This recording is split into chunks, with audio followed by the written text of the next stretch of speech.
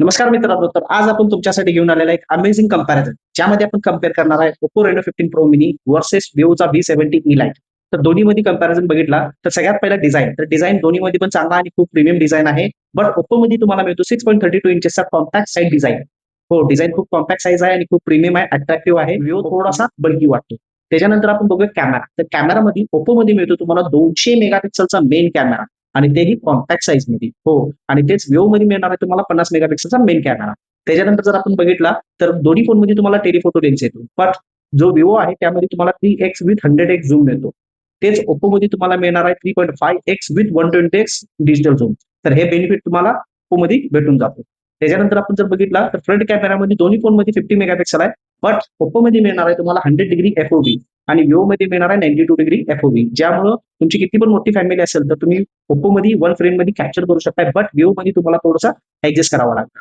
त्याच्यानंतर Oppo जो phone आहे हा व्हिडिओ ब्लॉगिंग करणाऱ्यांसाठी एक वरदान आहे. बिकॉज Oppo मध्ये तुम्ही सेमलेसली स्विच करू शकताय front camera to rear camera. तसंच झुमिंग असू दे किंवा वाईड अँगल असू दे 4K मध्ये तुम्ही शूट करू शकताय, जे की ऑप्शन Vivo मध्ये मिसिंग आहे. तर त्यामुळे व्हिडिओ ब्लॉगिंग करणाऱ्यांसाठी Oppo हा एक वरदान आहे.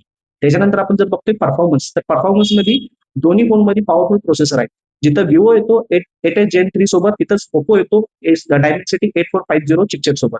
बट Antutu बेंचमार्क स्कोरवर बघितला तर Oppoला 20 लाख प्लसचा Antutu बेंचमार्क स्कोर आहे आणि Vivo मिळतो 17 लाख प्लसचा Antutu benchmark score. So no doubt Oppo इथं परफॉर्मन्स मध्ये थोडासा स्ट्रॉंग येतो. परफॉर्मन्स जर बघितला तर BGMI मध्ये Oppo मध्ये तुम्हाला 90 फ्रेम्स पर सेकंड सपोर्ट आहे आणि तेच Vivo मध्ये मिळतो तुम्हाला 60 फ्रेम्स पर सेकंडचा सपोर्ट मिळतो. ह्याच्यानंतर जर एआय फीचर बघितला तर दोन्ही फोनमध्ये एआय फीचर येतात. बट Vivoचे एआय फीचर थोडेसे आर्टिफिशियल वाटतात. बिकॉज का, इथं जे फिल्टर्स दिलेले आहेत तुम्हाला ते सेम फिल्टर्स लाईक वाटतात एआयचे फीचर. बट Oppo मध्ये तुम्हाला इंडस्ट्री एक्सक्लुझिव्ह पॉपआउट मिळतो, जे आजकाल ट्रेंड आहे. त्यामध्ये तुम्ही स्वतःच्या फोटोजला पॉपआउट करू शकताय. तसंच industry exclusive AI portrait glow मिळतो. ज्या फोटोमध्ये तुमची स्किन डार्क आहे त्या स्किनला तुम्ही ब्राईट करू शकताय आणि तुमचे photos without any problem social मीडियावरती शेअर करू शकताय. तर दोन्ही पण फोन खूप चांगले आहेत. बट Oppoला थोडासा स्लाइड एज मिळतो. बिकॉज का, त्याच्यामध्ये नवीन टेक्नॉलॉजी, तसंच एकदम स्मूथ आणि फास्ट परफॉर्मन्स आणि कॅमेरामध्ये पण ऍडव्हान्स फीचर, त्या सगळ्या गोष्टीमुळे Oppo हा कधी पण बेस्ट ठरतो. तर वाट कशाची बात आहे, आजच आपल्या जवळच्या शॉपमध्ये जावा आणि Oppo खरेदी करा. Bye bye.